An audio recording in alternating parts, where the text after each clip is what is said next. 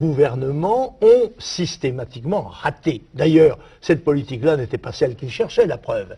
C'est que ce sont les mêmes personnes qui aujourd'hui sont en faveur d'une intégration dont elles niaient la possibilité quand nous étions en Algérie française. Alors, nous n'allons... C'est le maire de Montfermeil qui a tout dit. Comment voulez-vous intégrer des enfants dans ma commune, puisqu'ils sont 95%, alors que les Français sont 5%? Vous parlez du maire de Montfermeil. Il est précisément revenu sur sa position ce soir, puisqu'il vient d'annoncer qu'il intégrera ses élèves et qu'il fera fonctionner, comme le lui a demandé le préfet, son école. Ça veut dire qu'il a capitulé devant la pression qui s'est exercée sur lui.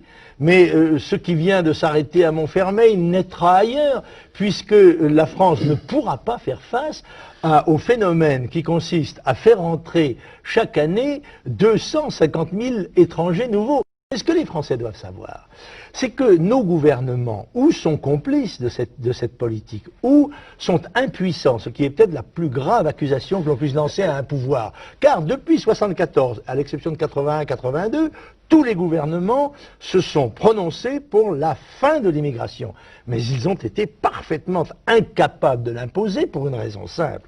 C'est que c'est nos systèmes sociaux, ce sont nos systèmes sociaux qui pompent les étrangers de l'extérieur à cause du différentiel qu'ils établissent entre le niveau de vie des pays sous-développés et le niveau de vie de notre pays. Boumedienne, à la tribune de l'ONU, a dit: le temps est proche où les peuples pauvres du Sud vont monter à l'assaut des peuples riches du Nord. Cette immigration ne sera ni pacifique ni fraternelle. Quel avertissement que personne n'a entendu.